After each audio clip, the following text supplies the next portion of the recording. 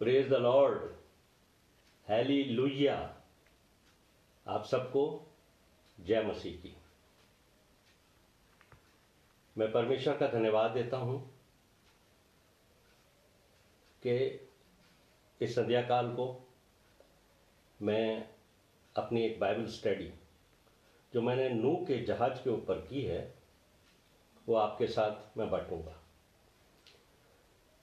पिछले दिनों मेरी एक बेटी कशिश मसीह जो दिल्ली में निवास करती है, उसने कुछ दिनों पूर्व मुझसे कुछ सवाल नूह के जहाज से किए, और जब वो इन सवालों को मुझसे कर रही थी तो मेरे मन में ये ख्याल आया कि मैं इसकी एक अध्ययन करके उन सब बच्चों को जो परमेश्वर के वचन से बहुत सारी बातें सीखना चाहते हैं, उनको मैं ये बाइबल स्टडी दूँ।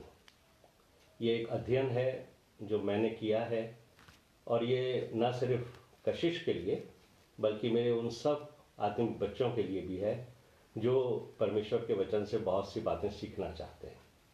और हमें इस बात की खुशी होती है कि मंडली में या मंडली के बाहर भी जितने हमारे आत्मिक बच्चे हैं, जब वो हमसे परमेश्वर के वचन से बहुत बातें सीखना चाहते हैं तो हमारी एक कोशिश होनी चाहिए, हम जितने बड़े हैं, कि वो उन सबों को वो बातें समझाएं और सिखाएं जो परमेश्वर के वचन से हमने सीखी हैं।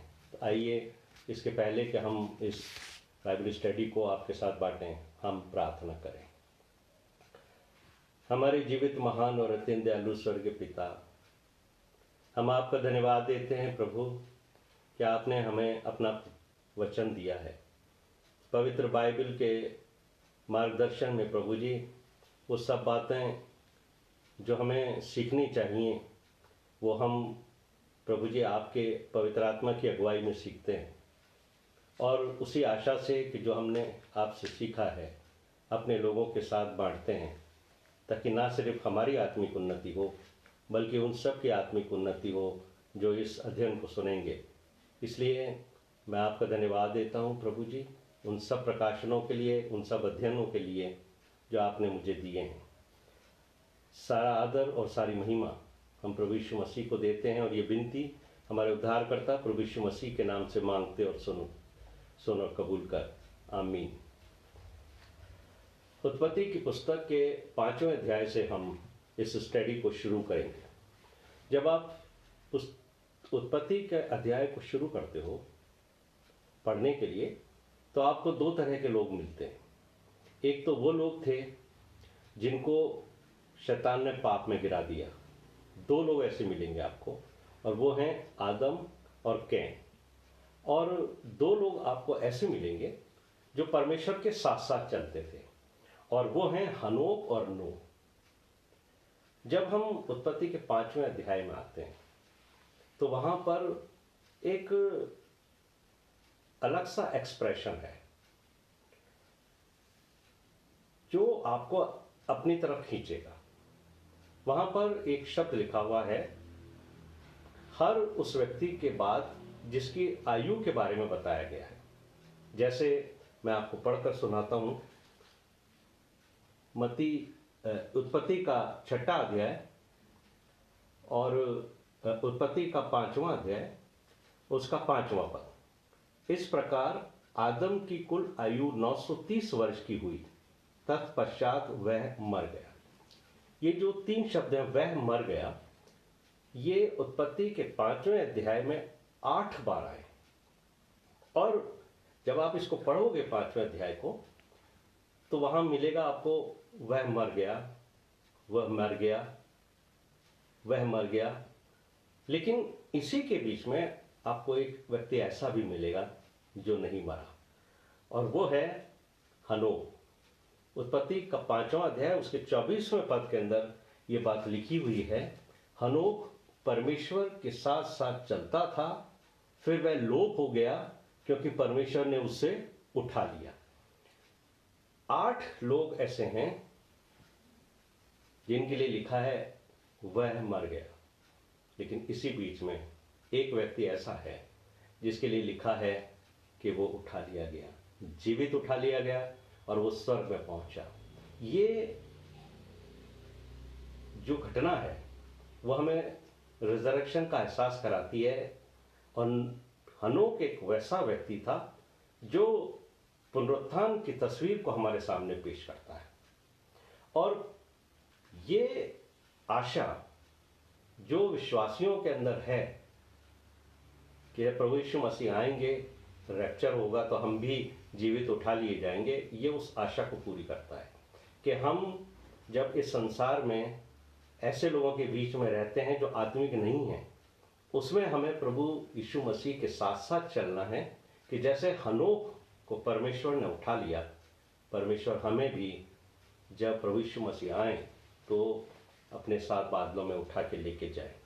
तो ये तस्वीर जो है हनोक की, वो हमें प्रभु यीशु मसीह के द्वारा जो रैप्चर होगा उसका एक दर्शन दिखाती है। यहाँ उत्पत्ति के 5वें अध्याय का 21वां पद पढ़िए। यहाँ पर एक विशेष बात लिखी हुई है। जब हनोक 65 वर्ष का हुआ तब उससे मतुशेलह का जन्म हुआ। हनोक का बेटा था मतुशेलह। और जब ये बेटा पैदा हुआ तो परमेश्वर ने हनोक को एक प्रकाशन दिया।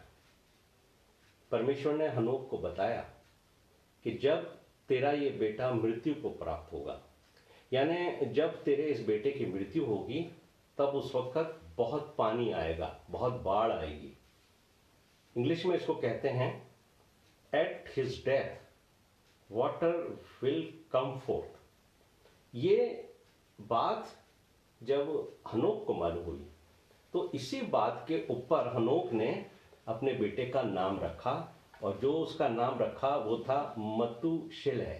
और मतुशेलह का मतलब होता है at his death flood will come. तो 5वें अध्याय के 22वें पद में क्या लिखा है इसको पढ़िए। वहां पर लिखा हुआ है, मतुशेलह के जन्म के पश्चात हनोक 300 वर्ष तक परमेश्वर के साथ साथ चलता रहा, और उसके और भी बेटे बेटियां उत्पन्न हुए। 23वें पद में लिखा है, इस प्रकार हनोक की कुल आयु 365 वर्ष की हुई। यानी हनोक की जो कुल आयु थी वो 365 वर्ष की थी। लेकिन बाइबल में एक महत्वपूर्ण बात लिखी है कि हनोक 300 वर्ष तक परमेश्वर के साथ चलता रहा। और मैं ऐसा सोचता हूं कि हनोक 65 वर्ष तक परमेश्वर को गंभीरता से नहीं लेता था, क्योंकि लिखा है 300 वर्ष तक, यानी उसका जब बेटा पैदा हुआ उसके बाद जब उसको परमेश्वर ने प्रकाशन दिया कि इस बेटे की मृत्यु के समय मैं संसार का न्याय करने वाला हूं एक बाढ़ के रूप में, तब जो है वो परमेश्वर के साथ साथ चलने का उसने निर्णय लिया। और ये बात ने उसको प्रेरित किया कि वो अब परमेश्वर के साथ अपना जीवन व्यतीत करेगा, और परमेश्वर के साथ साथ चलते हुए वो लोप हो गया। और जो विशेष बात है कि क्या चीज उसने समझी कि क्या फर्क है दुनिया के जीवन में जो उसने 65 वर्ष थी, और क्या फर्क है उस 300 वर्ष के जीवन में जो उसने परमेश्वर के साथ व्यतीत किए। और ये बात आपको मिलेगी यूहन्ना की पहली पत्री, पहला यूहन्ना उसका 2 अध्याय और उसका 17वां पद। यहां पर लिखा है, संसार और उसकी अभिलाषाएं दोनों मिटते जाते हैं, पर जो परमेश्वर की इच्छा पर चलता है वो सर्वदा बना रहेगा। ये बात उसने समझ ली, और आज भी ये बात जो लोग समझ लेते हैं वो परमेश्वर के साथ साथ चलना शुरू कर देते हैं। जब हम बात करते हैं कि संसार में परमेश्वर ने सबसे लंबी आयु किसकी दी, कौन व्यक्ति ऐसा था जो इस संसार में सबसे लंबी आयु तक जीवित रहा, तो हमारे सामने मतुशेलह का नाम आता है। लेकिन कभी आपने सोचा कि परमेश्वर ने इसको इतनी लंबी आयु की क्यों दी? कितने वर्ष दिया वो? 969 ईयर्स तक। ये आपको उत्पत्ति के 5वें अध्याय के 27वें पद में मिलेगा। इस प्रकार मतूशेलह की कुल आयु 969 वर्ष की हुई, तत्पश्चात वो मर गए। 969 ईयर्स, इससे ज्यादा कोई व्यक्ति नहीं जिया। लेकिन मेरे और आपके दिमाग में ये सवाल उठता है कि परमेश्वर ने इसको क्यों इतनी लंबी आयु दी। मेरे प्रिय भाइयों और बहनों, मेरे प्यारे बच्चों, परमेश्वर ने मनुष्य की रचना की है। परमेश्वर मनुष्य को बहुत प्यार करता है। उस समय भी वो प्यार करता है जब मनुष्य परमेश्वर को छोड़कर संसारिक जीवन व्यतीत करना चाहता है। लेकिन परमेश्वर को हमेशा ये आशा रहती है कि मेरा बनाया हुआ मनुष्य एक ना एक दिन मेरे पास लौट कर आएगा। और इसीलिए परमेश्वर ने मतूशेलह के जीवन को लगातार बढ़ाया, ताकि ऐसा ना हो कि किसी को रिपेंटेंस का अवसर ना मिले। ये बात कि कितने वर्ष तक ये बेटा जीवित रहेगा, ये हनोक को नहीं बताई गई थी। लेकिन हनोक ने परमेश्वर के साथ चलना ज़्यादा महत्वपूर्ण समझा। कभी कभी हम ऐसा सोचते हैं कि ये जो बाढ़ आई थी उसका प्रकाशन सिर्फ नूह को परमेश्वर ने दिया था। लेकिन जब हम इस अध्याय की स्टडी करते हैं तो हमें मालूम होता है कि नूह से पहले परमेश्वर ने इस बाढ़ के बारे में जो चेतावनी दी थी वो हनोक को दी थी। और हनोक ने भी उस समय के लोगों को ये प्रचार किया था, क्योंकि ये जो मतूशेलह के नाम का अर्थ है वही इस बात को बताता है कि जब ये बच्चे का मृत्यु होगी तब पानी की बहुत बाढ़ आएगी। और ये प्रचार भी लोगों ने स्वीकार नहीं किया। अब हम नूह के बारे में देखते हैं। तो नूह के उत्पत्ति का 6वां अध्याय उसका 12वां पद, क्यों परमेश्वर ने इस सृष्टि का नाश किया। पहले भी परमेश्वर ने ये देखा कि मनुष्य बिगड़ गया है, और फिर परमेश्वर ने नूह से क्या कहा। उत्पत्ति का 6वां अध्याय और उसका 12वां पद, परमेश्वर ने पृथ्वी पर जो दृष्टि की तो क्या देखा कि वह बिगड़ी हुई है, क्योंकि सब प्राणियों ने पृथ्वी पर अपना अपना चाल चलन बिगाड़ लिया था। लोगों ने अपना अपना चाल चलन बिगाड़ा, उसकी वजह से पृथ्वी बिगड़ी थी। और जब चाल चलन बिगड़ जाता है और वो परमेश्वर के नियम और उसके इतना विपरीत हो जाता है, तो परमेश्वर ने ये बात को महसूस किया कि मैं जो हूँ, जो 13वें पद के अंदर परमेश्वर ने नूह से कहा कि सब प्राणियों के अंत करने का प्रश्न मेरे सामने आ गया है, क्योंकि उनके कारण पृथ्वी उपद्रव से भर गई है, इसलिए मैं उनको पृथ्वी समेत नष्ट कर दूंगा। आज हम इस बात पर ध्यान देंगे कि नूह का जीवन कैसा था। उत्पत्ति के 6वें अध्याय के 9वें पद में नूह के बारे में लिखा है। नूह धर्मी पुरुष था और अपने समय के लोगों में खरा था, और नूह परमेश्वर ही के साथ साथ चलता रहा। नूह और हनोक ये 2 व्यक्ति ऐसे हैं जिनके लिए पवित्र बाइबल में लिखा है कि ये परमेश्वर के साथ साथ चलते थे। क्यों?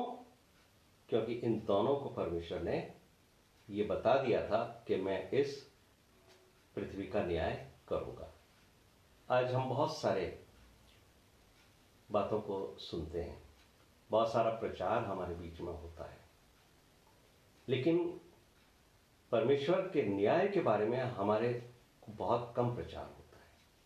इसलिए हम में से बहुत सारे लोग हैं जो मसीही तो कहलाते हैं, लेकिन वो सांसारिक जीवन व्यतीत करते हैं, क्योंकि उनको न्याय के बारे में कुछ भी ज्ञान नहीं है और न ही उनको न्याय के बारे में ज़्यादा बताया जाता है। और जब हमें न्याय के बारे में पता नहीं होता है कि एक दिन हमें न्याय सिंहासन के सामने खड़ा होना पड़ेगा, तब हम संसार के साथ चलते हैं। परमेश्वर के साथ हम तब चलेंगे जब हम प्रत्येक दिन ये जान लेंगे कि हमारे जीवन का ये अंतिम दिन है और इसके बाद हमें परमेश्वर के साथ साथ चलना है। ये जो टर्म है साथ साथ चलना, इसको आप क्या समझते हो? क्योंकि अगर मैं आपसे ये पूछूं कि आप में से कौन कौन परमेश्वर के साथ साथ चलता है, तो आप सब यही कहोगे, मैं परमेश्वर के साथ चलता हूं, मैं परमेश्वर के साथ चलती हूं। कोई भी ये नहीं कहेगा कि मैं परमेश्वर के साथ नहीं चलता या मैं परमेश्वर के साथ नहीं चलती। हमें इस बात का एहसास है कि हम परमेश्वर के साथ चलते हैं, लेकिन हम कैसे मालूम करें कि हम परमेश्वर के साथ साथ चलते हैं? और ये बात हमारे उद्धारकर्ता प्रभु यीशु मसीह ने कही है।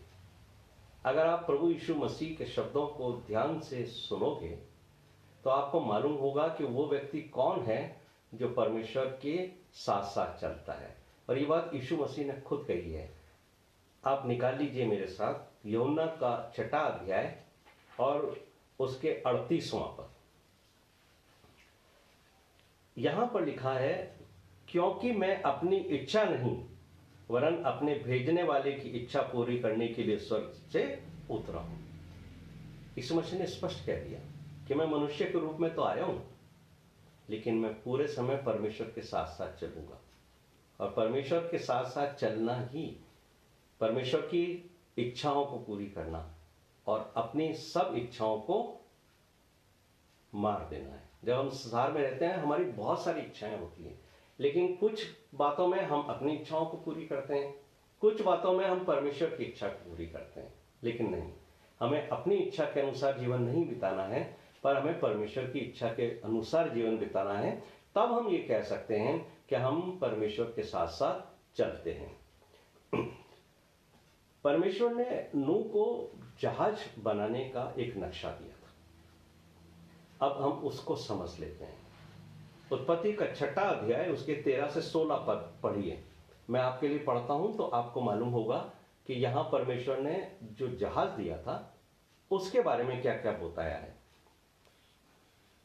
उत्पत्ति का 6 अध्याय 13वें पद से 16 पद तक। तब परमेश्वर ने नूह से कहा, सब प्राणियों के अंत करने का प्रश्न मेरे सामने आ गया है, क्योंकि उनके कारण पृथ्वी उपद्रव से भर गई है। इसलिए मैं उनको पृथ्वी समेत नष्ट कर डालूंगा। इसलिए तू गोपेर वृक्ष की लकड़ी का एक जहाज बना ले, उसमें कोठरियां बनाना और भीतर बाहर उस पर राल लगाना। इस ढंग से तू उसको बनाना, जहाज की लंबाई 300 हाथ, चौड़ाई 50 हाथ और ऊंचाई 30 हाथ की हो।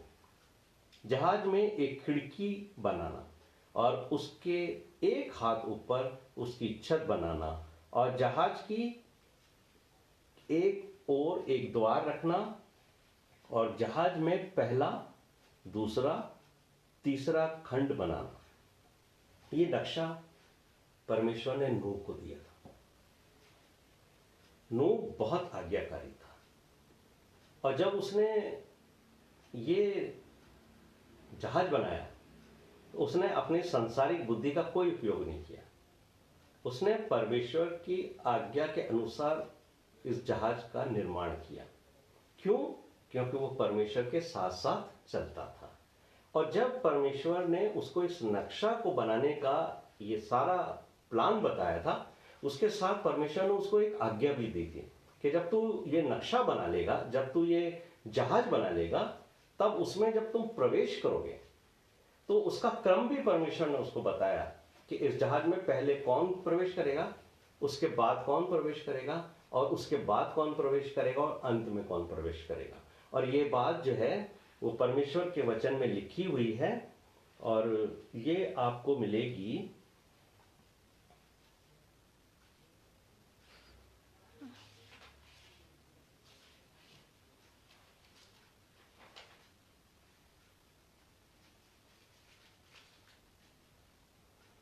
ये एक्सप्रेशन आपको 5 बार मिलेगा। यही आपको 6ठे अध्याय के 18वें पद में मिलेगा ये बात। परंतु तेरे संग में वाचा बांधता हूं, इसलिए तू अपने पुत्रों, स्त्री और बहुओं समेत जहाज में प्रवेश कर।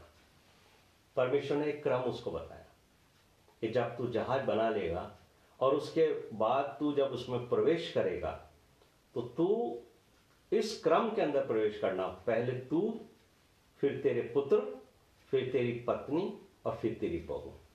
और जब उसने इस जहाज को बना लिया इतने साल के बाद, और जब प्रवेश करने का मौका आया, तो आपको मालूम होगा कि परमेश्वर की आज्ञा के अनुसार, जब हम कहते हैं कि परमेश्वर के साथ साथ चलता था, तो परमेश्वर के मुंह से निकलने वाली हर बात को वो एक आज्ञा के तौर पे ले सकता है। वो इसलिए लेता था कि परमेश्वर ने जो कहा है वो सर्वश्रेष्ठ है, उसके काम में, उसके क्रम में, उसके नियमों में मैं अपनी सांसारिक बुद्धि को नहीं लगाऊंगा। और परमेश्वर ने उसको एक बात और कही थी, जो हमारे को नूह को परमेश्वर ने एक आज्ञा दी थी, वो 6 अध्याय के 20वें पद में आपको मिलती है। 19 और 20 पद हम पढ़ते हैं। यहां पर लिखा है, सब जीवित प्राणियों में से तू एक एक जाति के 2-2 और एक नर और मादा जहाज पर लेकर जाना और उन्हें सुरक्षित रखना। एक जाति के पक्षी, एक एक जाति के पशु, एक एक जाति के भूमि पर रेंगने वाले सब 2-2 तेरे पास आएंगे। यानी परमेश्वर ने उसको ये नहीं कहा था कि जहाज बनाने के बाद तू जंगल में जाना और वहां से इनको सबको लेके आना। परमेश्वर ने उसे कहा था, तू वो काम कर जो तू कर सकता है, और मैं वो काम करूंगा जो तू नहीं कर सकता है। अगर नूह जाकर जंगल से उन पक्षियों को और पशुओं को लेके आता, तो हो सकता है कि वो इस काम को नहीं कर पाता। लेकिन परमेश्वर के वचन में यहां क्या लिखा है कि तू, वो तेरे पास आएंगे। और आगे परमेश्वर ने उसको 21वें पद में कहा है, और भांति भांति के भोजन पदार्थ जो खाया जाता है उनको तू लेकर अपने पास इकट्ठा रखना, जो तेरे और उनके भोजन के लिए हो।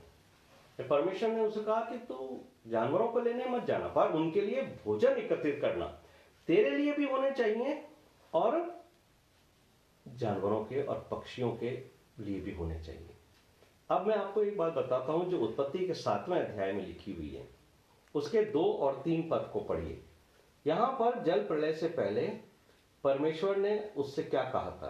परमेश्वर ने उसको कहा था कि सब जाति के शुद्ध पशुओं में से तू 7-7 जोड़े नर और मादा लेना, पर जो पशु शुद्ध नहीं हैं उनसे 2-2 लेना, अर्थात नर और मादा। और आकाश के पक्षियों में से 7-7 जोड़े, अर्थात नर और मादा लेना, कि उनका वंश बचकर सारी पृथ्वी पर बना रहे। परमेश्वर ने नूह को एक आज्ञा दी थी कि जो शुद्ध पशु और पक्षी हैं उनके 7 जोड़े, मतलब नर और मादा 7 जोड़े लेने, और जो अशुद्ध पशु है उसका 1 जोड़ा लेना है, नर और मादा। 2-2 जोड़े नहीं लेने, 1 जोड़ा लेना है, नर और मादा, यानी एक ही जोड़ा लेना है, ताकि उनके द्वारा संतान उत्पन्न हो सके। ये आपको लगेगा कि परमेश्वर ने ये 7 जोड़े लेने के लिए क्यों कहा? वो 3 जोड़े लेने के लिए भी कह सकता था, 5 के लिए भी कह सकता था, 7 जोड़े उसने लेने के लिए कहा। ये गंभीर विषय है। जब हम बाइबल का अध्ययन करते हैं तो हमें मालूम होता है कि जब नूह किश्ती से बाहर आया था, तब उसने जो है वो एक वेदी बनाई थी। ये आपको उत्पत्ति के 8वें अध्याय के 20वें पद में मिलेगा। और वहां पर लिखा है, तब नूह ने यहोवा के लिए एक वेदी बनाई और सब शुद्ध पशुओं और सब शुद्ध पक्षियों में से कुछ कुछ लेकर वेदी पर होम बलि चढ़ाए। आपको ध्यान है, जब परमेश्वर ने पृथ्वी की रचना की थी तब 6 दिन तो परमेश्वर ने काम किया था, और 7वें दिन को परमेश्वर ने विश्राम दिवस, सबत का दिन कहा था, और उसको पवित्र दिन कहा, ताकि वो परमेश्वर का दिन ठहरे। और परमेश्वर ने जब नूह को 7 जोड़े लेके जाने को कहा, तो जब नूह किश्ती में से बाहर आया तो उसने 6 जोड़ों को संसार में जाने दिया ताकि वो अपनी संतान को उत्पन्न करें और वो संतान को उत्पन्न करके संसार में भर जाए। लेकिन जो 7वां जोड़ा था उसको उसने परमेश्वर के सामने बलि करके वेदी पर चढ़ाया, पशुओं में से भी और पक्षियों में से भी।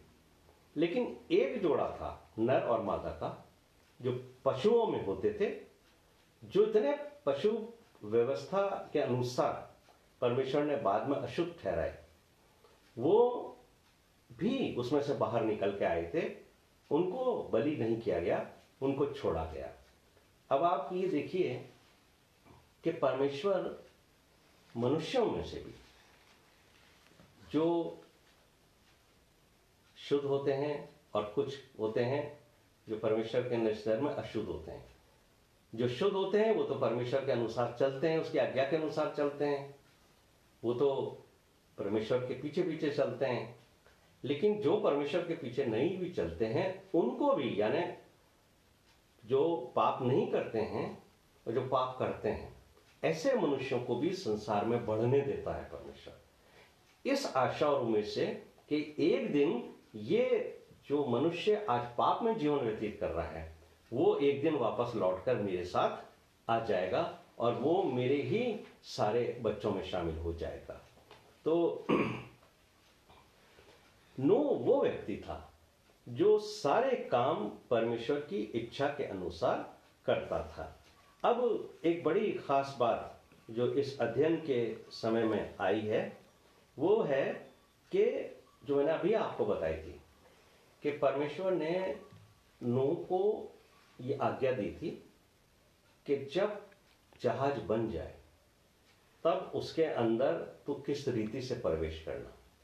ये जो क्रम है वो आपको मिलेगा उत्पत्ति का 6वां अध्याय उसके 18 पद में और उत्पत्ति का 7वां अध्याय उसके 7वें पद में। जब जहाज बन गए 6 अध्याय के 18 पद में तो उस वक्त परमेश्वर ने कहा था जब उसको उसने नक्शा बताया था, लेकिन जब जहाज बन गया तब जो प्रवेश करने का कर्म था वो 7वें अध्याय के 17वें पद में लिखा है, नूह अपने पुत्रों, पत्नी और अपनी बहुओं समेत जल में प्रलय से बचने के लिए जहाज में गया। और अगर आप 7वें अध्याय का 13वां पद पढ़ोगे तो वहां पर भी आपको यही क्रम मिलेगा। ये जो क्रम है जहाज में जाने का, वही क्रम परमेश्वर ने उसको जहाज से बाहर निकलने का बताया था। और ये आपको मिलेगा उत्पत्ति का 8वां अध्याय उसके 15 और 16 पद में। यहां पर लिखा है, तब परमेश्वर ने नूह से कहा, तू अपने पुत्रों, पत्नी और बहुओं समेत जहाज से निकला। और इस क्रम की पालना नूह ने की। उत्पत्ति का 8वां अध्याय उसके 18वें पद में लिखा है, तब नूह और उसके पुत्र और पत्नी और बहुएं निकल आए। ये क्रम बाइबल में 5 बार लिखा हुआ है जो मैंने आपको अभी रेफरेंस दिए हैं। ये बात को सिद्ध करता है कि नूह ने कभी भी परमेश्वर की आज्ञा का उल्लंघन नहीं किया, क्योंकि वो परमेश्वर के साथ साथ चलता था। उसने ये नहीं सोचा कि मैं इस क्रम को बदल दूं। इस क्रम के ऊपर भी वो परमेश्वर के प्रति आज्ञाकारिता में रहा। अब हम जितने भी लोग इस वक्त इस बाइबल अध्ययन में हैं वो अपना अपने आकलन करें कि हम परमेश्वर के साथ कितना चलते हैं, हम परमेश्वर की आज्ञाओं के अनुसार कितना चलते हैं। क्या हम परमेश्वर के नियमों के अनुसार पूर्ण हृदय से चलते हैं, या हम अपने तरीके से सोचते हैं कि नहीं परमेश्वर ने ये कहा है मैं इसको इस तरीके से करूंगा। जब हम अपनी बुद्धि लगाते हैं तब कई बार हम परमेश्वर की आज्ञा की अवहेलना करते हैं। दूसरी बात, मेरी आत्मिक बेटी कशिश ने मुझसे एक सवाल 2-3 दिन पहले किया था, और ये आजकल सब लोगों के मन के अंदर ये बात उठ रही है। जब हम इन दिनों में अपने अपने घरों के अंदर हैं और सरकार हमें बोलती है कि आपको 21 दिन के लिए घर में रहना है, तो लोगों के मन में, विशेषकर जो यंग जनरेशन है, जवान बच्चे हैं, उनके मन में ये इच्छा जाहिर हुई। कई लोगों ने मुझसे पूछा कि जहाज के ऊपर नूह कितने दिन तक रहा था? ये बताइए आप कि नूह जो है वो जहाज पर उसने कितने दिन व्यतीत करे। जैसे हम बंद हैं आज अपने घरों में, उसी तरीके से नूह और उसका परिवार उस जहाज के अंदर मौजूद रहा। तो वो कितने दिन रहा? तो इसका जो आप अध्ययन करोगे तो 7 और 8वां जो अध्याय है उत्पत्ति का, इसमें आपको बहुत सारी डिटेल मिलेगी। और लेकिन मैं आपको इसके पहले एक और बात बताना चाहता हूँ। उत्पत्ति का 7वां अध्याय उसके 6ठे पद को पढ़िए। यहाँ पर एक बात लिखी है, नूह की आयु 600 वर्ष की थी जब जल प्रलय पृथ्वी पर आया। यानी जिस वक्त जल प्रलय हुआ उस वक्त नूह की आयु 600 वर्ष की हो गई थी। अब मैंने आपको शुरू में एक बात बताई थी कि हनोक को परमेश्वर ने कहा था कि तेरा बेटा जिस दिन मरेगा उस दिन बाढ़ आएगी। ये बात परमेश्वर ने हनोक को कही थी मतुशलह के लिए, कि जिस समय मतुशलह की मृत्यु होगी उस समय बाढ़ आएगी। तो अब आप ये देखिए, वापस उत्पत्ति का 5वां अध्याय उसका 25वां पद पढ़िए। वहां पर आपको मिलेगा कि मतुशलह 187 वर्ष का हुआ, तब उसने उससे लेमेक का जन्म। यानी जब वो पिता बना मतुशलह, तब वो 187 वर्ष का था। लेकिन जब लेमेक पिता बना, लेमेक जो था वो नूह का पिता था। तो ये आपको 28 और 29वें अध्याय में मिलेगा। यहां पर आप पढ़िए तो आपको मालूम होगा कि लेमेक जब 182 वर्ष का हुआ तो उससे एक पुत्र का जन्म हुआ, उसने उसका नाम नूह रखा। तो मतुशलह जो था वो नूह का दादा था। अब आप देखिए, जिस वक्त नूह का जन्म हुआ उस वक्त उसकी आयु कितनी थी। तो आप ये देख लीजिए कि जब लेमेक का जन्म हुआ तब तो वो 187 वर्ष का था, और जब नूह का जन्म हुआ तब उसका पिता लेमेक जो है वो 182 वर्ष का था। तो उसका दादा जो था वो 187 वर्ष में, अगर आप 182 वर्ष जोड़ लेते हो, 187 वर्ष में आप जब 182 वर्ष जोड़ते हो तो आपको मालूम पड़ेगा कि जब नूह का जन्म हुआ तो मतुशलह 369 ईयर्स का था, और जब बाढ़ आई तो नूह की आयु 600 वर्ष की थी।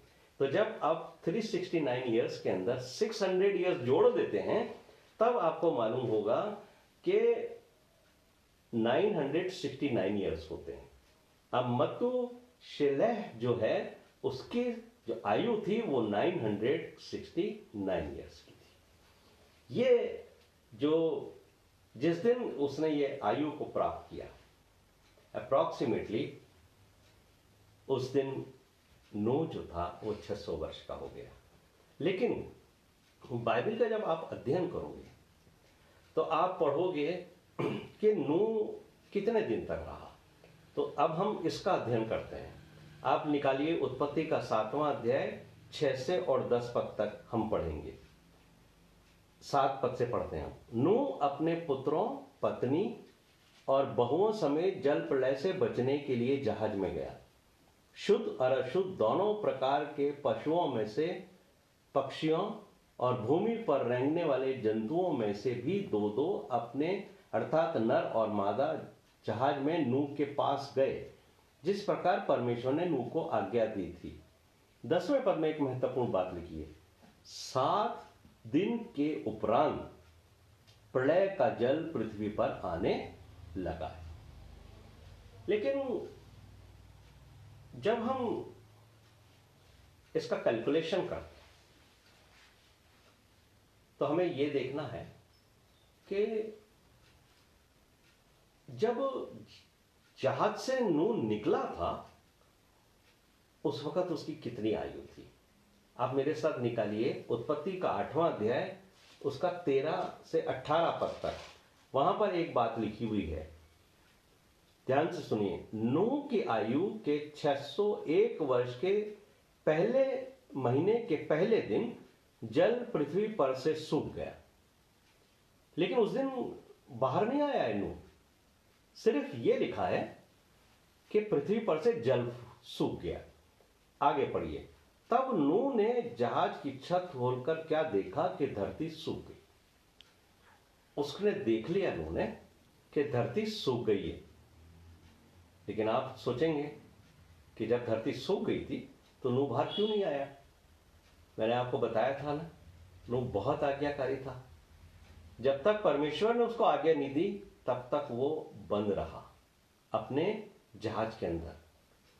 अगर मैं और आप होते तो जब देखते कि धरती सूख गई है तो खट बाहर आ जाते, क्योंकि इतने दिन से हम अंदर बंद थे। लेकिन नहीं, नूह परमेश्वर के साथ साथ चलता था, वो बहुत आज्ञाकारी था। तो यहां पर लिखा हुआ है 14वें पद में, दूसरे महीने के 27वें दिन को पृथ्वी पूरी रीति से सूख गई। ये जो दूसरा महीना है ये किसका है। आप 13 और 14 को साथ पढ़िए। नूह की आयु के 601 वर्ष के दूसरे महीने के 27वें दिन, ये नूह की आयु के बारे में लिखा है। पृथ्वी पूरी रीति से सूख गई। 15वें पद में लिखा है, तब परमेश्वर ने नूह से कहा, तू अपने पुत्रों, पत्नी और बहुओं समेत जहाज में से निकल आ। और आगे आप पढ़ेंगे तो वहां पर लिखा है 18वें पद में, तब नूह और उसके पुत्र और पत्नी और बहुएं निकल आए। यानी जिस दिन वो निकला जहाज में से, उस दिन उसकी आयु थी 601 वर्ष 1 महीना और उसके 27 दिन। यानी 601 वर्ष का वो हो गया था। दूसरा महीना का 27वां दिन होता, मतलब 1 महीना उसने और अंदर व्यतीत किया। 601 वर्ष 1 महीना और 27 दिन। लेकिन बाइबल क्या बताती है, किस वर्ष में वो अंदर गया, उसको आप पढ़िए। ये आपको मिलेगा, आपको उत्पत्ति का 7वां अध्याय और उसका 11वां पद। उत्पत्ति का 7वां अध्याय उसका 11वां पद। यहां पर लिखा है, जब नूह की आयु 600 वर्ष के दूसरे महीने का 17वां दिन आया, उस दिन बड़े गहरे समुद्र के सोते फूट निकले और आकाश के झरोखे खुल गए और वर्षा 40 दिन और 40 रात पृथ्वी पर होती रही। यह आयु थी। नूह की आयु 600 वर्ष के दूसरे महीने का 17वां दिन, यानी उसकी आयु 600 वर्ष हो गई थी। उसके बाद 1 महीना हो गया था और उसका 17वां दिन आ गया था। तब वो प्रवेश किया उसने अंदर। तो यहां पर एक बात लिखी हुई है कि उसके बाहर निकलने का जो दिन था वो 601 वर्ष का 1 महीना 27वां दिन था, और जब उसने प्रवेश किया तब वो 600 वर्ष 1 महीना और 17 दिन था। यानी कुल दिन जो उसने अंदर व्यतीत किए वो थे 1 वर्ष और 10 दिन। अगर आप उसके निकलने वाले वर्ष में से उसके प्रवेश करने वाले की आयु घटाओगे तो आपको मालूम होगा कि नूह 1 वर्ष और 10 दिन उसके अंदर जहाज में रहा। लेकिन मेरे प्रिय भाई और बहनों, एक बात और है जो आपको उत्पत्ति के 7वें अध्याय के 10वें पद में लिखेगी। वहां पर एक बात लिखी हुई है कि 7 दिन के उपरांत प्रलय का जल पृथ्वी पर आने लगा। यानी जब नूह ने अंदर प्रवेश कर लिया अपने परिवार के साथ और जानवरों के साथ, उसके 7 दिन के बाद ये 40 दिन शुरू हुए। ऐसा क्यों? क्योंकि परमेश्वर ने यह व्यवस्था की थी कि इतने सारे जानवरों को और पक्षियों को लेकर जब नूह उसमें प्रवेश करेगा तो उनको व्यवस्थित करने में, उनको अलग अलग केज में डालने में, उनको अलग अलग जगह स्थान पे पहुंचाने में कम से कम नूह को 7 दिन तो चाहिए थे कि वो अपना सारी व्यवस्था वो जहाज के अंदर कर ले। अगर एकदम से बारिश शुरू हो जाती तो नूह और वो जो जानवर थे वो उनमें हड़कंप मचता, वो घबरा भी सकते थे। इसलिए यहां पर लिखा हुआ है कि नूह 7 दिन के उपरांत प्रलय का जल पृथ्वी पर आने लगा है। तो कुछ लोगों का मानना यह है कि नूह की आयु से जो हम कैलकुलेशन करते हैं कि 1 वर्ष और 10 दिन वो वहां रहा, बल्कि ये 7 दिन भी वो लोग जोड़ते हैं। तो कुछ बाइबल के स्कॉलर्स हैं, उनका ये मानना है अगर 10 दिन में ये वाले 7 दिन भी जोड़े जाएं जो परमेश्वर ने नूह को दिए थे कि तू अंदर जाके अपनी सारी व्यवस्था कर लेना, और जब तू सारी व्यवस्था कर लेगा 7 दिन में, तो 7 दिन के बाद में बारिश को भेजूंगा। तो 40 दिन का जो टाइम पीरियड शुरू हुआ है वो उनके हिसाब से वो 7 दिन भी जोड़ने चाहिए। तो अगर हम इस 7 दिनों को भी जोड़ लेते हैं तो नूह, उसके परिवार और उन जानवरों ने, पशुओं ने, पक्षियों ने 1 वर्ष और 17 दिन उसके अंदर, जहाज के अंदर व्यतीत हुए। ये अलग अलग मानने का वो है। अब हम एक महत्वपूर्ण बात मैं आपको बताता हूं। बहुत सारी बातें बाइबल में नहीं लिखी हैं। जो कुछ मुख्य मुख्य बातें हैं वो तो बाइबल में लिखी हैं, लेकिन लोगों ने इस पर रिसर्च किया कि नूह के जहाज में और क्या क्या चीजें अंदर की तरफ थी। तो मैं आपको बताना चाहता हूं कि परमेश्वर का अनुग्रह मुझ पर और मेरी पत्नी के ऊपर रहा कि पिछले वर्ष दिसंबर में 2019 के अंदर हम अपनी बड़ी बेटी के पास, जो कनाडा में रहती है, उसके पास कुछ महीने व्यतीत करने के लिए गए।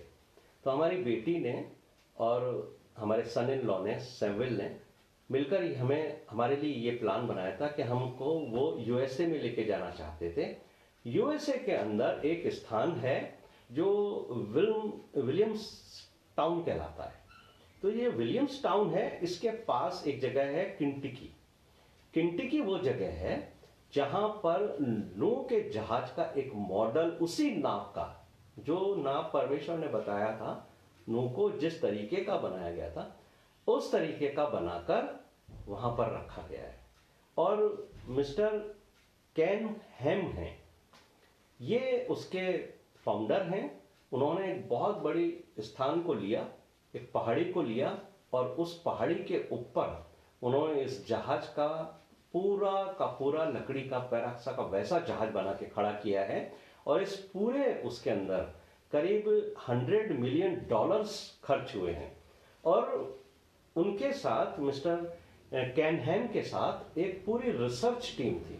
उन्होंने रिसर्च की कि इस नक्शे के अनुसार जब इतने सारे जानवर वहां होंगे, इतने पशु, इतने पक्षी होंगे, तब उनके लिए क्या क्या व्यवस्था वहां पर आवश्यकता पड़ेगी। तो जो उन्होंने रिसर्च की है वहां पर, जो हम जब अमेरिका में गए थे तो हम अपनी आंखों से देख करके उसको आए और हमने उसको पढ़ा, उसकी स्टडी करी, वो हम आपके साथ शेयर करेंगे। और मेरी ये इच्छा है और मैं चाहता हूं कि अगर आपको कभी भी अमेरिका जाने का अवसर परमेश्वर दे तो आप इस नूह के जहाज का जो मॉडल वहां रखा हुआ है उसको आप जरूर देख के आना।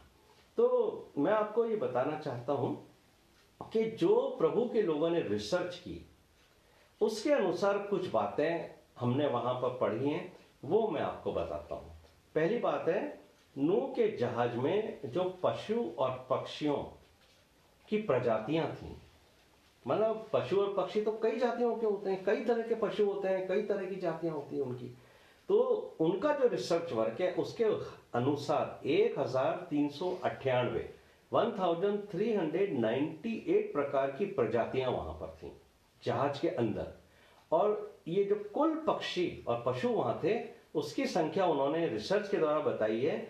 जो कुल पक्षी और पशु जहाज में नूह के साथ थे वो थे 6744, 6744 पशु और पक्षी उस जहाज में उसके साथ थे।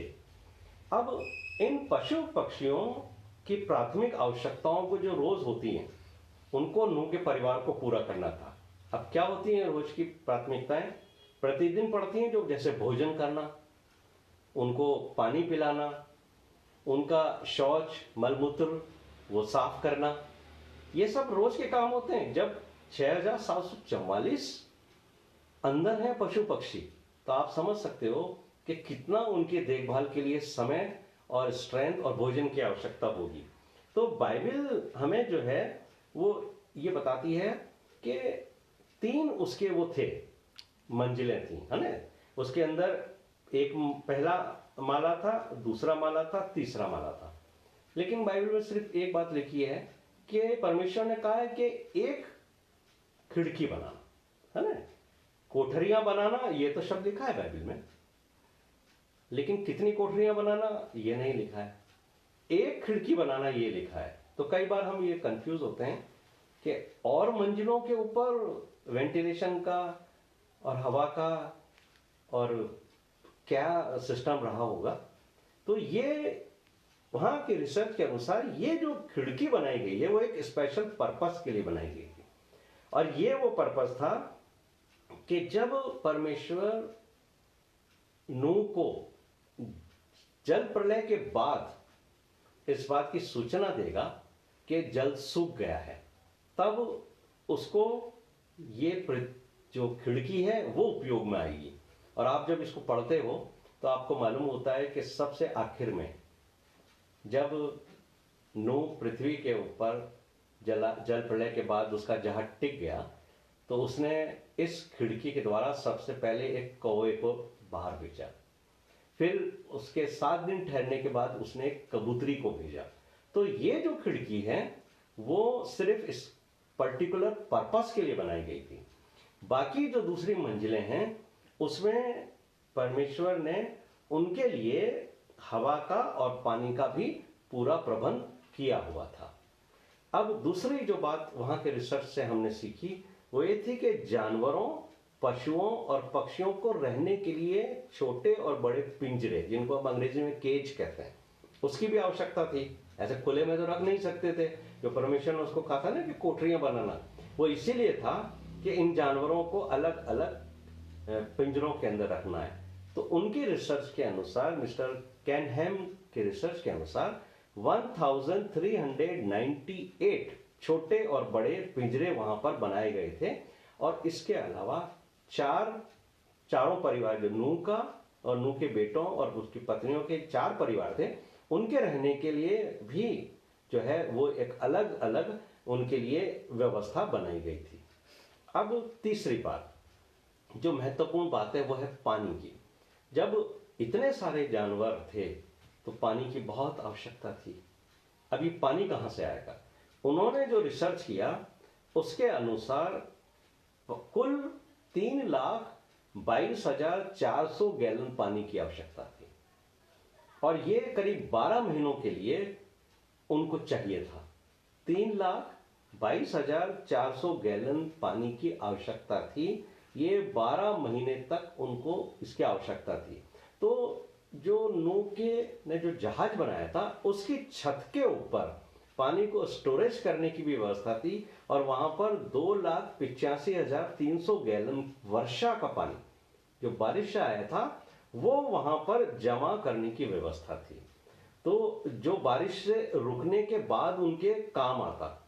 तो ये जो 40 दिन थे उसमें तो जब बारिश हुई तो सारा पानी उसके द्वारा उन्होंने उपयोग में लिया। लेकिन 40 दिन निकलने के बाद 12 महीने के लिए उनको 11 महीने की और आवश्यकता थी। तो 11 महीने उन्होंने वो जो जल वहां एकत्रित हो रहा था उसको उन्होंने इस्तेमाल किया। अब चौथी बात, भोजन की व्यवस्था। तो इतने सारे जानवरों के लिए भोजन की व्यवस्था के लिए नूह ने, उनके रिसर्च के अनुसार 400 टन भोजन नूह ने उनके लिए एकत्रित किया था। उसको वो 1.5 साल के लिए उसने ये भोजन एकत्रित किया था। और ये उनके लिए 1.5 साल के लिए काफी था। विभिन्न तरह के उसमें अनाज थे, बीज के दाने थे, नट्स जिनको हम कहते हैं, पक्षियों के खाने का दाना था, और पक्षी कीड़ों को भी खाते हैं, तो वो कीड़ों को भी उन्होंने बताया कि कीड़े भी, वो जिनको हम इंसेक्ट कहते हैं, वो भी नूह अपने साथ लेके गया था, क्योंकि पक्षी उनको खाते हैं। और इसके अलावा नूह का परिवार अंदर ही अपने लिए वेजिटेबल्स को भी उगाता था, तो वो व्यवस्था भी थी कि भोजन सामग्री उसके अब इतनी सारी भोजन सामग्री रखने के लिए 15,000 बर्तनों की आवश्यकता थी। तो जो बर्तन वहां लेके गए थे, उनके रिसर्च के अनुसार उसकी संख्या 15,000 थी। पांचवी बात, नूह के परिवार में 8 जन थे। अब ये जितना भी काम था वहां पर, वो सबको करना था और मिलकर करना था। जैसे हम अभी परिवार के अंदर अंदर बंद हैं, और हमारे परिवार में जितने भी लोग हैं वो सब काम को कर रहे होंगे आपस में बांट बांट के। तो नूह ने अपने पूरे परिवार के 8 लोगों को ये काम बांटा था। और क्या क्या काम थे वहां? देखो, पिंजरों की सफाई करनी पड़ती थी रोज, पशुओं को, पक्षियों को रोज भोजन खिलाना पड़ता था, उनको पानी पिलाना पड़ता था, उनका मलमूत्र साफ करना पड़ता था, है ना, और पशु पक्षियों की देखभाल भी करनी पड़ती थी। इन सब के अलावा 8 जनों के लिए भोजन भी बनाना पड़ता था। तो ये सब काम जो है, ये सब 8 लोग मिलकर करते थे। तो आप समझ सकते होंगे कि सुबह जल्दी उठ के रात देर तक ये पूरा परिवार इनके सेवा में, इन कार्य के अंदर लगा रहता था। और अब छठी बात, पानी की तरह ही, जैसा मैंने आपको बताया था, तीनों मंजिलों में हवा और प्रकाश की व्यवस्था थी। और जो एक खिड़की जिसका जिक्र है उत्पत्ति के 6 अध्याय के 16वें पद में, कि इसको तू एक विशेष पर्पस के लिए बनाना, तो जैसा मैंने आपको बताया था, ये खिड़की उस पर्पस के लिए पूरी हो सकी। सबसे महत्वपूर्ण सवाल अब आता है, और बहुत सारे लोग इस सवाल को लेकर काफी कंफ्यूज रहते हैं कि ये जो जहाज था, इसकी लंबाई, इसकी चौड़ाई और इसकी ऊंचाई क्या थी? क्योंकि बाइबल में तो लिखा है कि 300 हाथ। परमेश्वर ने नूह को क्या कहा था? तो उत्पत्ति का 6 अध्याय उसका 15वां पद पढ़िए, देखिए क्या लिखा है वहां पे। परमेश्वर ने नूह से क्या कहा था कि तू इस तरीके से, इस ढंग से बनाना। कैसे? कि जहाज की लंबाई तो 300 हाथ हो, चौड़ाई 50 हाथ हो और ऊंचाई 30 हाथ हो। अब ये जो शब्द इस्तेमाल किया गया है यहां, हाथ, है ना, दरअसल क्या है कि आज से 3000 साल पहले जो नाप होता था संसार में, जिस तरीके से लोग किसी चीज को नापते थे, वो हाथ के हिसाब से नापते थे। और इंग्लिश की जो बाइबल है उसमें क्यूबिट वर्ड का इस्तेमाल किया गया है। अब हाथ और क्यूबिट होता क्या है और इसकी लंबाई क्या हो, इसको नापने का तरीका क्या है, तो ये मैं आपको बताता हूं। ये जो कोहनी होती है, एल्बो, इस कोहनी से ये जो बीच की उंगली होती है हमारी, ये जो इसका टॉप होता है, यहां तक की जो लंबाई है उसको हाथ, एक हाथ कहते हैं। यानी उस समय जो लोग थे, जो वो हाथ कहा गया था नापने का, तो वो कोहनी से लेकर के और ये जो मिडिल फिंगर है उसके टॉप तक को वो नापा करते थे। अगर आप गूगल में सर्च करोगे तो आपको एक हाथ की जो मेजरमेंट है वहां पर, वो आपको मिलेगा 45.72 सेंटीमीटर। गूगल के रिसर्च के अनुसार एक हाथ की जो लंबाई है वो 45.72 सेंटीमीटर है। और आपको मालूम है कि 1 फुट के अंदर 30.48 सेंटीमीटर होता है। तो गूगल के हिसाब से परमेश्वर ने जो नूह को जहाज दिया था उसकी लंबाई जो है वो 300 हाथ हुई। तो 300 हाथ 300 को अगर आप 45.72 से मल्टीप्लाई करोगे तो 13,716 सेंटीमीटर आएगा। यानी नूह के जहाज की लंबाई 13,716 सेंटीमीटर थी और अगर उसको आप फुट्स में कन्वर्ट करोगे तो 450 फीट्स थी। इसी तरीके से 50 हाथ वो चौड़ा था, यानी 2286 सेंटीमीटर्स वो चौड़ा था जहाज। और अगर उसको फुट्स में कन्वर्ट करेंगे तो 75 फीट्स वो आता है। इसी तरह उसकी जो ऊंचाई थी वो 30 हाथ थी। 30 हाथ का मतलब होता है 1371.6 सेंटीमीटर। और इसको जब हम फीट्स में कन्वर्ट करेंगे तो 45 फीट्स आता है। इसके साथ साथ ये तो एक बात हुई। जब हम दूसरी बाइबल्स का अध्ययन करते हैं, बहुत से लोग डेक बाइबल के द्वारा स्टडी करते हैं, मैं भी स्टडी करता हूं डेक बाइबल से। वहां पर जब आप इसको देखेंगे तो वहां इसका मेजरमेंट, जहाज का नाप जो है वो अलग तरीके से लिखा है। वहां पर जो नाप आपको पढ़ने को मिलेगा, वहां पर उसकी लंबाई है 625 फीट, चौड़ाई उसकी 104 फीट और ऊंचाई उसकी 62.5 फीट है। तो ये उस गूगल के हिसाब से ये फर्क आता है। लेकिन जैसा मैंने आपको बताया था कि जब हम यूएसए में गए थे और केंटकी में हमने उसको देखा, उस मॉडल को, तो जो रिसर्च मिस्टर केनहम और उनकी टीम ने करी है और वहां पर जो इसकी लंबाई, चौड़ाई, ऊंचाई लिखी है वो इस तरीके से है। वहां पर लिखा है कि जहाज की लंबाई 510 फीट थी, चौड़ाई 85 फीट थी और ऊंचाई 51 फीट थी। अब कई बार हम सोचते हैं, और भी अगर कोई बाइबल हैं के स्कॉलर्स हैं, उन्होंने अलग अलग तरीके से रिसर्च की है, तो आपको अलग अलग इसका नाप मिलेगा। लेकिन ये अलग अलग क्यों आता है नाप? कभी आपने सोचा कि ये अलग अलग 3 मैंने आपको नाप बताए, और इसका कारण है, इसका कारण ये है कि हम आज के दुनिया में जीते हैं, तो हम सोचते हैं कि ये जो हाथ है, जो इस कोहनी से यहां तक है, उंगली तक है, वो सारे मनुष्यों के अंदर बराबर तो नहीं। जैसे चीन की बहुत चर्चा है आजकल, है ना? तो चीन में जो व्यक्ति हैं उनका कद छोटा है, तो जब वो नापेंगे अपने हाथ से तो उनके हाथ की लंबाई कम होगी। लेकिन एक अमेरिकन है, अगर वो अपना हाथ की लंबाई नापेगा तो उसके हाथ की लंबाई ज्यादा होगी। तो ये जो वेरिएशन आता है वो हमारे बीच में कंफ्यूजन पैदा करता है। लेकिन मैं आपसे कहता हूं, आप कंफ्यूज मत होइए, कंफ्यूज होने की कहीं जरूरत नहीं है। और ये जितनी भी कैलकुलेशंस मैंने आपको बताई हैं, ये मानव के ज्ञान पर आधारित हैं, इंसान के ज्ञान पर आधारित हैं।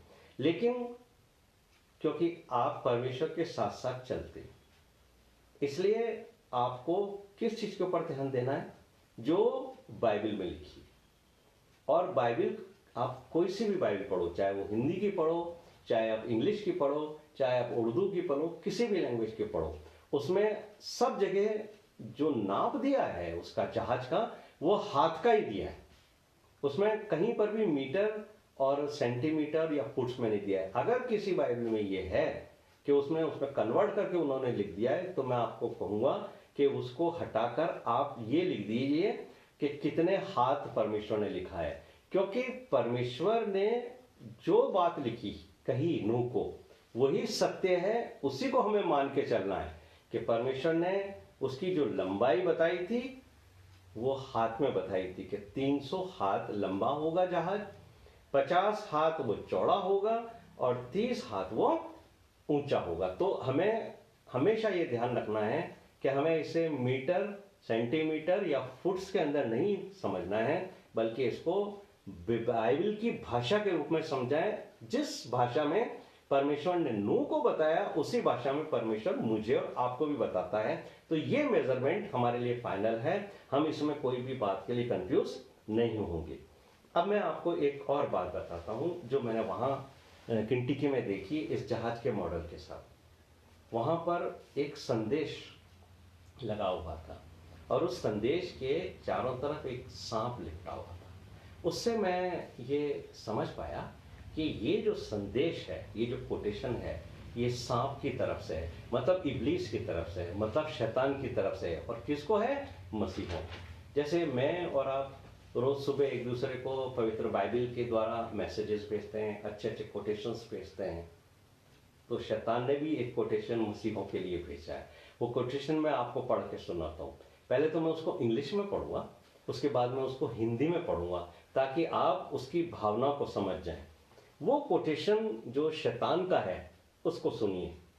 शैतान ने मसीहों को एक पैगाम दिया है, if I can convince you that the flood was not real, then I can convince you that heaven and hell are not real. ये शैतान का वो संदेश है जो मसीहों को ध्यान से समझना चाहिए। शैतान कहता है, यदि मैं आपको ये समझाने में सफल रहा कि जल प्रलय एक सच्चाई नहीं थी, तो मैं आपको ये समझाने में भी सफल हो जाऊंगा कि स्वर्ग और नरक भी सच में नहीं है।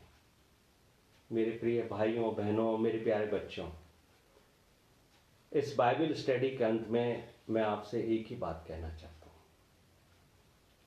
कि हनोक और नूह की तरह मुझे और आपको भी परमेश्वर के साथ साथ चलना है। और ये हम तब चल पाएंगे जब हम अपने सामने इस बात को हमेशा रखेंगे कि मुझे और आपको एक दिन परमेश्वर के न्याय सिंहासन के सामने खड़ा होना है। इसलिए मैं इस अध्ययन के अंत में आपको सबोपदेशक की पुस्तक 12वां अध्याय उसका 14 पद पढ़कर सुनाता हूं, और ये आप हमेशा अपने जीवन में रखें। सबोपदेशक की पुस्तक 12वां अध्याय उसके 14वें पद में 14 वर्ष में लिखा है, परमेश्वर सब कामों और सब बुरी बातों का, चाहे वे भली हो या बुरी, न्याय करेगा। प्रभु आप सबको आशीष दे। हम चाहे एक दूसरे से जुड़े ना भी रहें, परंतु मेरी ये दुआ है कि आप सब परमेश्वर से पिता, पुत्र और पवित्र आत्मा के द्वारा हमेशा जुड़े रहें। प्रभु आप सबको आशीष दे और इस अध्ययन को समझने और लोगों के साथ बांटने में आपकी सहायता करे। आइए हम प्रार्थना करें। हमारे जीवित, महान और अत्यंत दयालु स्वर्गीय पिता, हम आपका धन्यवाद देते हैं प्रभु कि आपने हमारे जीवन में ये सुंदर अवसर दिया कि आज संध्या काल को हम नूह के जहाज से बहुत सारी बातें सीख सके। वो बातें जो आपके पवित्र वचन से हमने सीखी, उसके लिए धन्यवाद देते हैं। और हम उन लोगों का भी धन्यवाद देते हैं जिन्होंने रिसर्च की, और उस मॉडल के लिए भी कि उसको हम देख सके और हमारे भाई और बहनों को उसके बारे में बता सके। हे मेरे परमेश्वर, जितने लोगों ने इस अध्ययन में अपने आप को शामिल किया है, मैं उनके लिए आशीष चाहता हूँ। और जैसे मेरे परमेश्वर हमारे मन में बाइबल की बातें सीखने की इच्छा जाहिर होती है, वो हम आपके सामने लाएं, ताकि पवित्र आत्मा ने जैसे कशिश के लिए ये व्यवस्था की है प्रभु, वैसे ही वो हम सब के लिए भी कहीं ना कहीं से व्यवस्था करे, ताकि हम इन बाइबल की गहरी और गूढ़ बातों को समझ सकें। हम आपको आदर देते हैं प्रभु, आपकी महिमा करते हैं, और ये विनती हमारे उद्धारकर्ता प्रभु यीशु मसीह के नाम से मांगते हैं, जिसने कहा, जब तुम प्रार्थना करो तो कहो, हे हमारे पिता, तू जो स्वर्ग में है, तेरा नाम पवित्र माना जाए, तेरा राज्य आए, तेरी इच्छा जैसे स्वर्ग में पूरी होती है वैसे पृथ्वी पर भी हो। हमारे दिन भर की रोटी आज हमें दे, और जैसे हमने अपने अपराधियों को क्षमा किया है, वैसे ही हमारे अपराधों को क्षमा कर, और हमें परीक्षा में न ला, बल्कि बुराई से बचा, क्योंकि राज्य और पराक्रम और महिमा सदा तेरे ही हैं। आमीन, आमीन, आमीन। आप सबको जय मसीह की। प्रभु आप सबको आशीष दे।